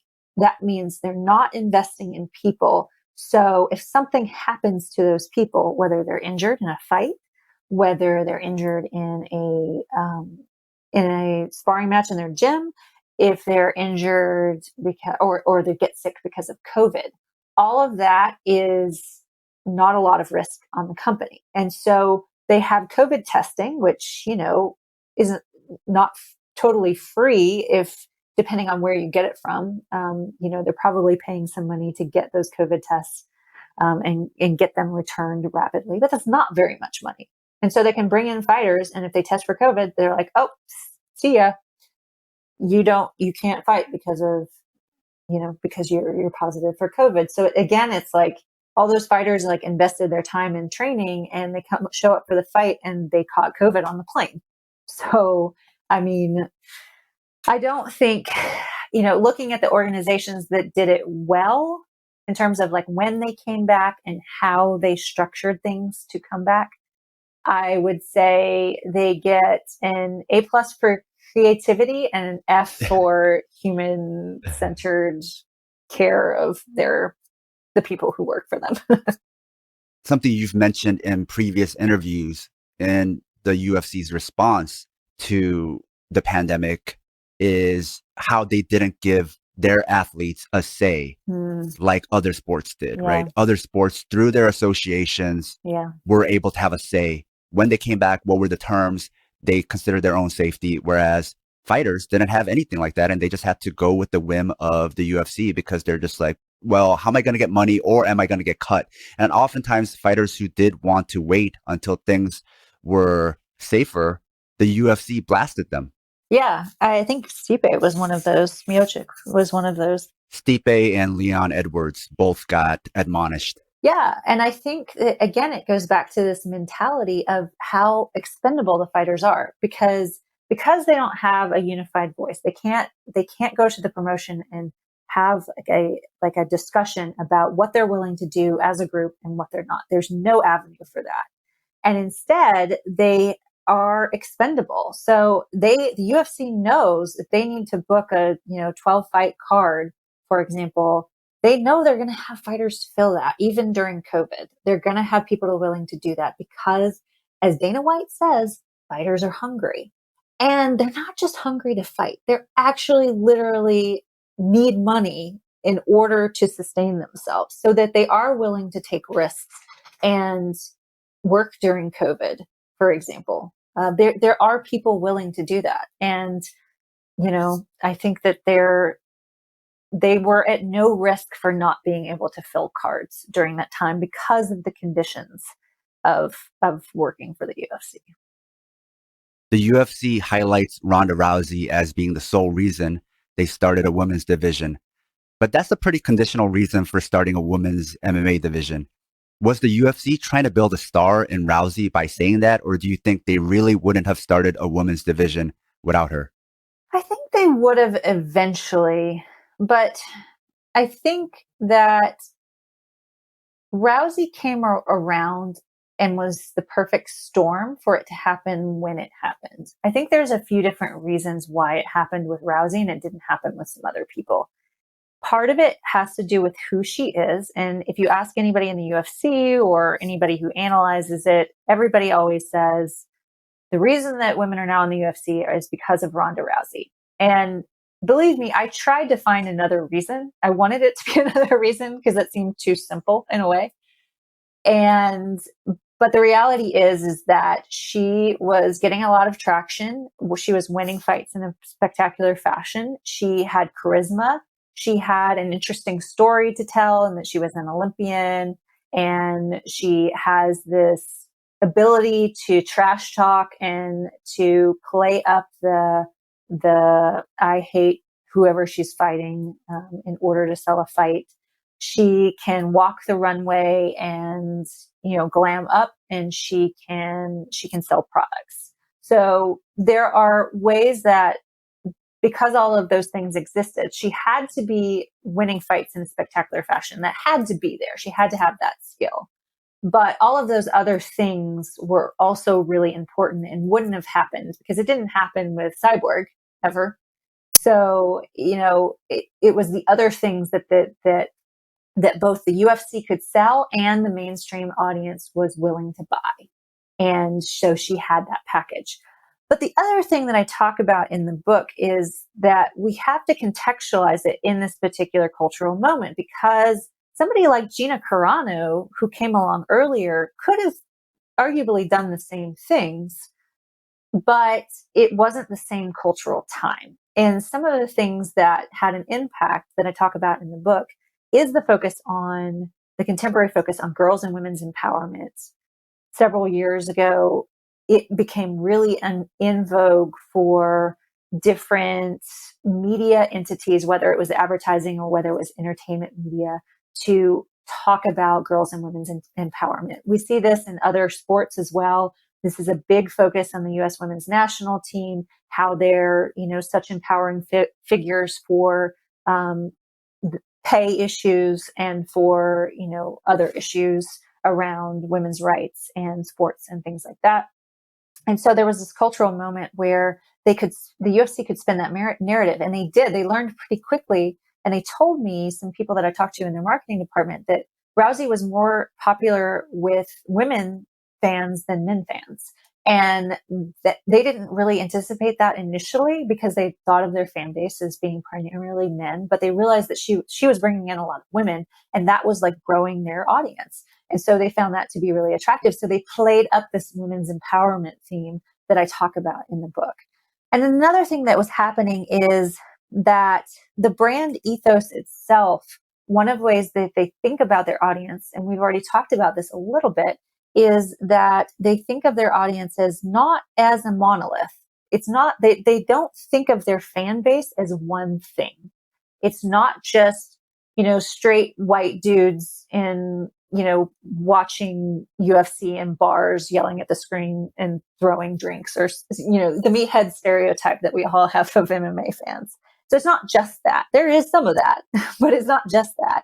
And so they they do research on their different fan demographics, and they'll spin different fights through different angles. And so sometimes it'll be, trying to play up with a national, a national identity. So oftentimes if you have like a European fighter in the main event, then the fight is going to be in Europe, and you're going to have lots of European fighters who are fighting fighters of other nationalities. And that's one way that you can market it in that particular demographic. When you have women's, a main event on the card, usually you have other women that are on that card for the night. When you have Black fighters as the main event, you're going to have other Black fighters on the card. You can see this. I haven't actually run the content analysis required to prove all of this, but I would, urge you and urge your listeners to look at it next time you see a card and think about identity. How are they configuring those cards to map onto certain identities? So this was also happening in the UFC at the same time, is that they really wanted to reach out to Latinx audiences and Black audiences, and that the way that they did that is start representing more Black fighters. And so they had Kimbo Slice that they brought in, and they wanted to bring in his whole audience from YouTube. And then they had Cain Velasquez, who they really wanted to help bring in a Mexican-American crowd. And so they had this ethos already when Ronda Rousey came around. So it was easy to map that onto, okay, now we're going to do this with women. So that's another demographic that we can parse out and we can spin our content to. So all of those things, the three things that I've identified, is Rousey herself as being this charismatic, sellable figure for all the reasons that she was.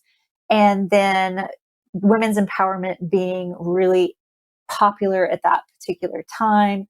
And then also this broader brand ethos, we are all fighters. So if there's a way that each person can find a fighter that represents them within the organization, all of that combined created the perfect storm to allow women in the UFC.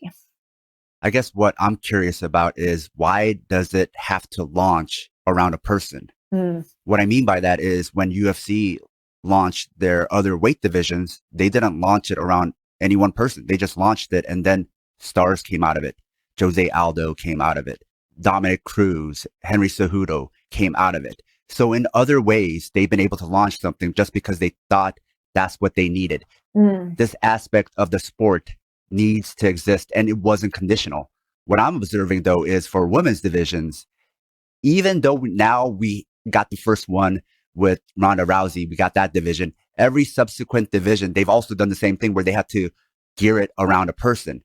So I see a double standard here where they can launch something and it's the right thing to do, and they do it. But with women, they have to do it around a person to guarantee that they can make money off of it. Yeah. And I think that I haven't thought of that specifically, but I think it's a great point. And I would say it probably has something to do with the fact the broader culture around women's sports is women have to prove themselves as able to bring audiences before people will invest. You see it with women's sports across the board. The U.S. women's national team has to bring in the revenue before U.S. soccer will invest in them.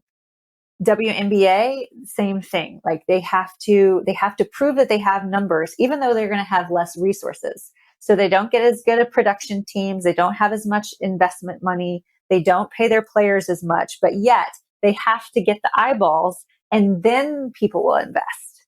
And if you look at men's sports across the board, it's not as seen as a risky endeavor because, there's plenty of teams, like there's teams in the NFL that don't do well financially. There's teams in the NBA that don't do well financially. There are teams in Major League Soccer also that, people are investing in and keep investing in, but they're not actually doing that well financially. But they keep doing it because they see it as an investment. With women's sports, women have to prove first that they can bring in the eyes, but they have to do it on less resources, and they have to do it under conditions that are not equal to men usually. So the fact that the UFC is also doing that is unsurprising if you look at women's sports more broadly.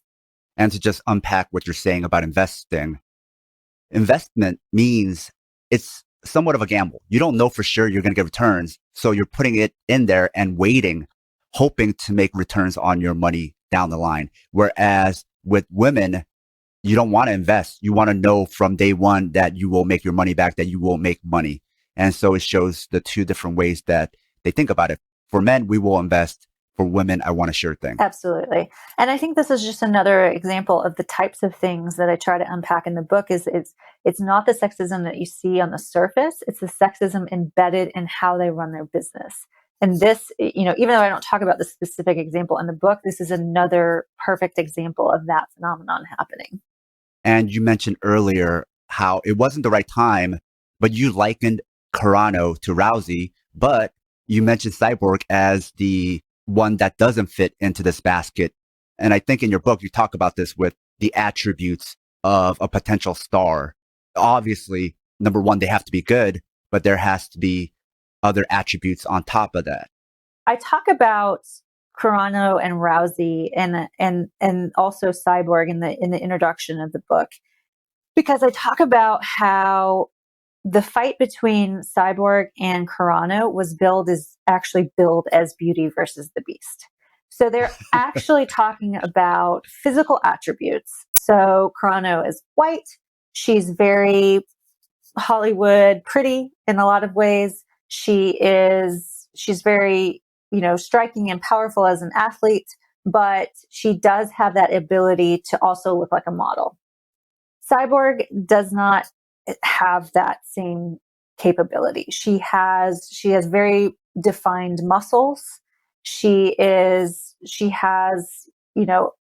bone structure and like face that is not typically the thing that you're going to see in advertising for high fashion or, some sort of commercial product. So she doesn't have the same possibility. She's also Brazilian and she has an accent, which also has a way, like her ability to convey charisma to an American audience is going to be hindered a bit because she has a strong accent.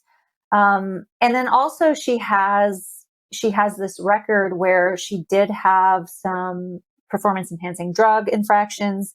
And even though, like I talk about this in the book, about how I see that as unfair because men were given more of a pass for infractions like that than she was given. People will never let that go. People always talk about that. They always bring that up. But you talk about a male fighter that had an infraction at the same time and nobody can really remember. So there is a double standard when it comes to that. And so the other thing about Cyborg that's interesting is she's not a company woman. She presents herself as a professional, to be sure, but she's going to advocate for herself, and she doesn't back down to bullying. And so she's called people out who are UFC personalities who have made comments on her appearance. She's called Dana White out for some comments that he's made about her before. So she's not willing to just take it. And I think this is another important factor in her not being marketable for the UFC, because she's not as malleable. She doesn't conform as much. And that makes it very difficult because they do have other fighters who are really impressive fighters that aren't necessarily, again, they aren't the ones that are going to also have the modeling contracts, but they are like Amanda Nunes. She's a bit more masculine presenting. She's a lesbian. The UFC markets her as a goat, but they don't really give her the same sort of push as they would have given somebody like Rousey, for example. And so I think, if you look at how Cyborg was treated in the UFC, like she went through a period where, when she was winning her fights, they were, letting her fight. And as soon as she loses the fight, she's gone because she basically gets into it with like UFC higher ups and doesn't put up with it. She stood up for herself. She stood up for herself. And I think that an important factor in all of this is that not only do you have to be all of those things that I listed, but you have to be willing to play their game. And if you're not willing to play their game and you're not also these other things, you're not going to have any power. You're not going to have any agency, because you could argue, if you look at somebody like Conor McGregor stands up to himself with the UFC. But he also gets away with a lot more because his overall star power gives him more power. Whereas somebody, and Rousey, I don't remember any instances where she really stood up to the UFC, but I mean, she would be in that same sort of category in her heyday. Whereas Cyborg, she didn't have that. So she didn't have that same level of power. So she was expendable, even though even though the best fight for the UFC to make for Nunes right now would be Cyborg, but they're not going to do it because they don't consider it worth it. And they don't think her as valuable a commodity, even though it would be the best fight to make. It's the rest of the stuff that surrounds star power and what the UFC considers worthwhile. All of those extra things that are external to fighting that means that they're just not going to do that. In mentioning Gina Carano, Ronda Rousey, that ability to be on a runway, that Hollywood attractiveness that you spoke about, I think in the book you called it conventionally attractive. And I think you meant that in a North American term, right? Absolutely. I would even put Rose Namajunas in that category, somebody you mentioned previously, because I actually thought the cover of your book was Ronda Rousey. And a lot of people actually think it's Ronda Rousey. Really? And in realizing it was Rose Namajunas, in thinking about it from those other attributes that your book breaks down, is she does look similar to me to Ronda Rousey. Yeah. That black hoodie, the scowl on her face, that white attractiveness, that conventionally attractiveness. I think people just put too much on the hair. Yeah. And so they think because of the hair, it's different. But Ronda Rousey, without that hair, had that same aesthetic with her walkout punk music. She was still punk rock. Absolutely. And now in WWE, her whole aesthetic is much more punk. So I would say they still have that. She's not at the level of Ronda Rousey, but even recently, how the crowd reacts to her, she still has some of that. Absolutely. That Hulk Hogan-like ability to get a crowd to turn on another popular fighter.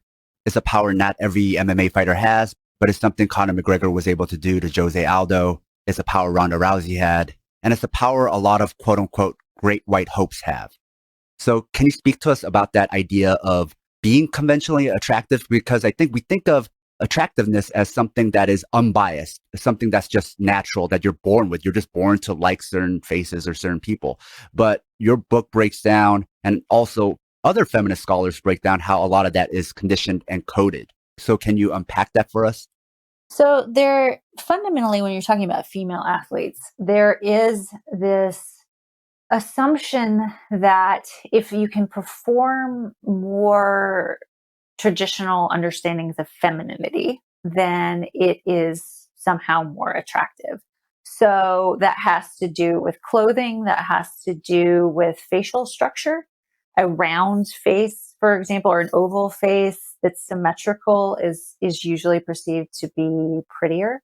And all of this is coded through what we see in film and television portrayed as what's beautiful. So we see women who are very slender. So if you look at, for example, like the straw weight class, like weight class, there's a lot of women that fall into a category that would more traditionally be, featured in, maybe even athletic magazines, for example, because of their body shape. Whereas the 145ers, you're not going to see that. That's not the ideal body form. And so the conventional attractiveness varies like according to weight class when it comes to women in particular. And I think it's stronger too, because the lower the weight class, like the more it fits in with those codes of what's considered beautiful. All of this is also written through whiteness in a lot of ways, because what has traditionally been on film and television and in magazines is a particular Western European visual aesthetic. So once you start having different hair textures, once you have different eye shapes, once you have different nose shapes or lips or different body sizes, all of that gets compared against whatever the standard is. And so when you think about marketability for female athletes, it tends to default to that Western white European standard, and then all other women get measured against that. And so you have women in the UFC that, of course, are more masculine presenting, meaning that they are much more muscular. They don't have curved bodies. They might be bigger than that sort of model standard. And so all of that has a bearing on how they can market themselves on social media and how the UFC, pays attention to who's watching them. So it creates a hierarchy, whether it's colorism or racial hierarchy, or even a hierarchy of this conventional attractiveness that probably not just in North America because Hollywood caters to the world, right? Absolutely. But it creates that as the top of the pyramid as you kind of use as reference. Yeah, exactly. And there is market value for, in the UFC's perspective, there is market value for those ones that fall below that.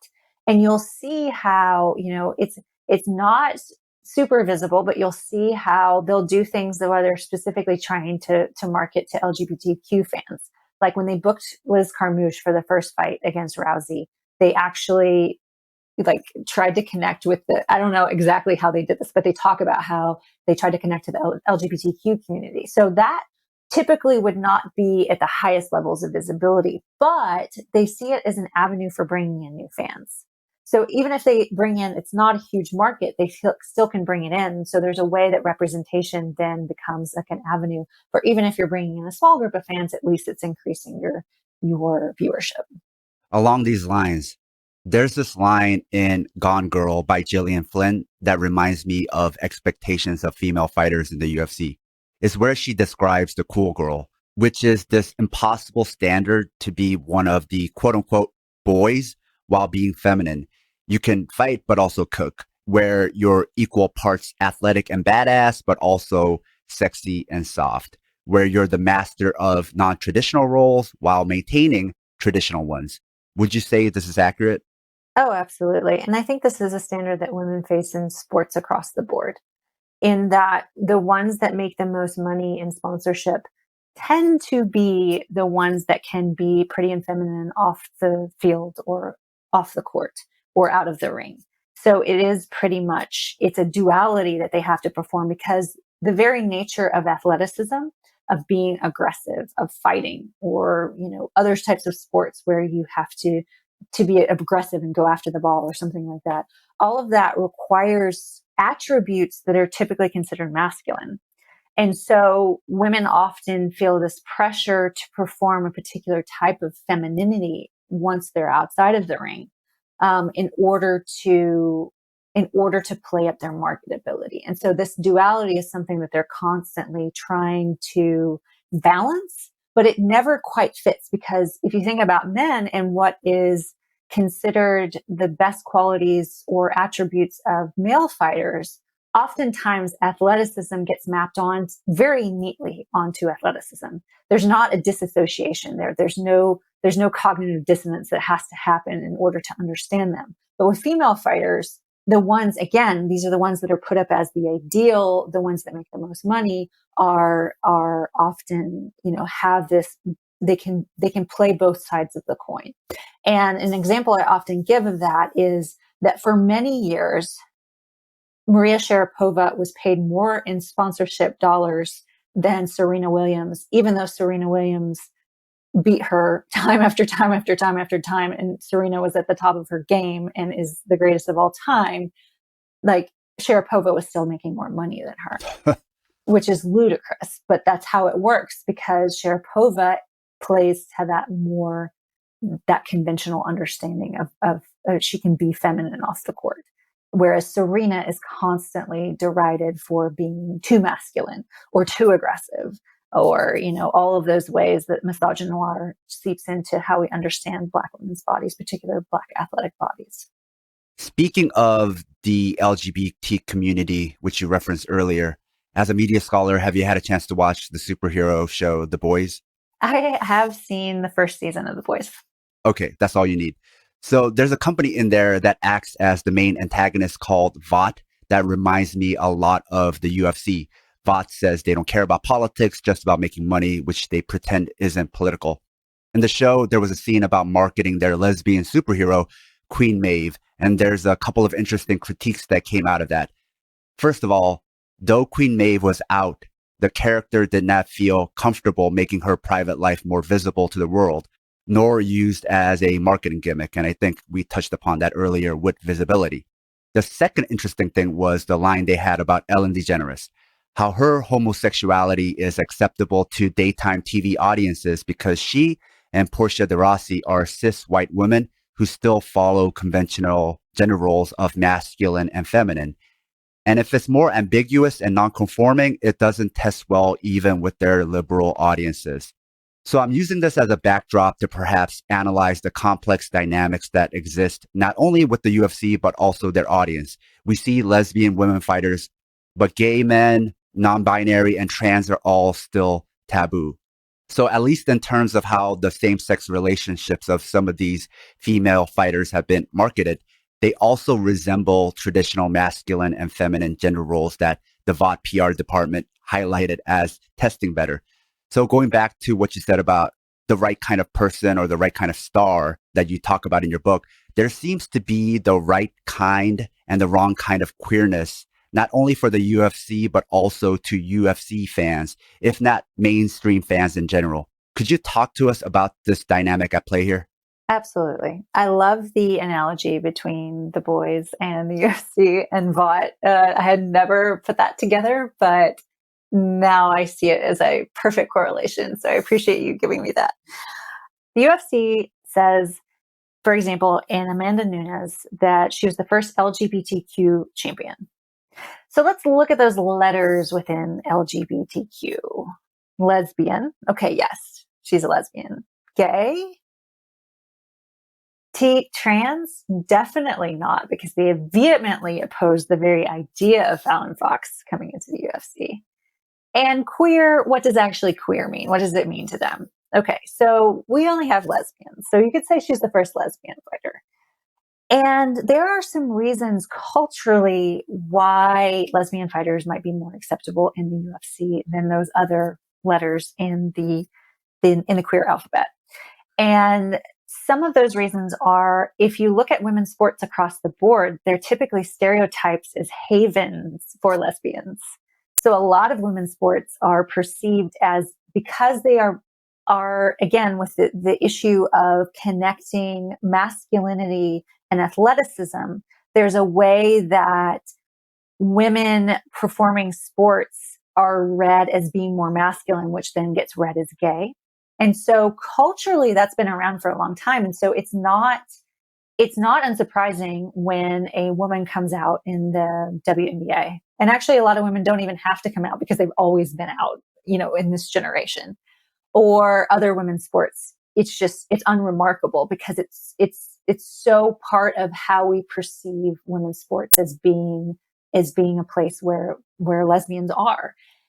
And then you look at the women in the UFC, and they do, there's several women that have relationships with each other, and they are just kind of portrayed as this normal thing. It isn't necessarily super visible, but it isn't invisible. And that you'll see Nina Ansaroff in the ring with Nunes, and you see them kiss after a fight, and it's not, and they'll talk about Nunes' wife, or they'll talk about Nunes when Ansaroff fights, and it's commonplace in that way. But I do think that you're right that there are ways that it helps the story if there are then gender roles that are assigned to those relationships. I think we as a society understand, we're always, asking lesbians, okay, who wears the pants in the relationship, which is assuming that there's going to be an unequal gender dynamic because of patriarchy. And I think that there are some ways that it makes logical sense that these would be the queer identities that we would see visible. Now, they would not advertise a pansexual fighter. They would not probably advertise as much a bisexual fighter unless it were a female fighter, which is more culturally acceptable than for men, obviously. And there hasn't been an out gay male fighter, not really, in the UFC. And I don't think that I'd be really interested to see how they do that. I think it would depend a lot on the context, the other things surrounding it. I can't imagine that they would do all that well with it, but it would be interesting to see them try. But yeah, I think that identities that the UFC is willing to promote do have to fit into some sort of conventional understanding of that identity. There has to be a way to spin it to make it the most positive. And I think with lesbian identities, it's an easy way to be like, we're queer friendly, but lesbian is really kind of the easiest one to incorporate into sports in all reality, just because it already has so long been incorporated into women's sports. Something I got out of reading this book was the idea of violence and how violence isn't what the fighters do to each other. Violence is how the UFC exploits their combat sports workers. So with that said, thank you for writing this book, Jen, and taking so much time out of your day to talk to us. Oh, thank you so much. These questions were great, and I really enjoyed our conversation. Where can people find you and Fighting Visibility? You can find Fighting Visibility on all the usual suspects. The press is the University of Illinois Press, so you can buy it directly from them or any other online bookseller. And my Twitter handle is at @McClearen, so JMCCLEAREN. All right, I'll put all that in the show notes. Thank you. Now that's the show. If you enjoyed this episode and find this type of independent media worthwhile, please consider supporting the show on Patreon. We have a lot more episodes like this one in the works, but need your financial support to keep the show running. Even a few dollars a month goes a long way. No one does what we do, and it's all being funded by you, the listener. In return for supporting us, you'll gain access to lots of bonus content along with our private Discord chat. Even if you can't support us, there's a lot of free bonus content there as well. We also have an online store if you want to show your Southpaw solidarity by wearing our swag. You can find all pertinent links at southpawpod.com. And if you can't afford to support the show and still want to help, please leave us a 5-star review wherever you listen. This makes it easier for others to find us. And don't forget to share your favorite episodes or the podcast itself on social media. Tell your friends. Until next time, goodbye. Southpaws, hitting with the left. Southpaws. Sam. Paul. Southpaw. Southpaw.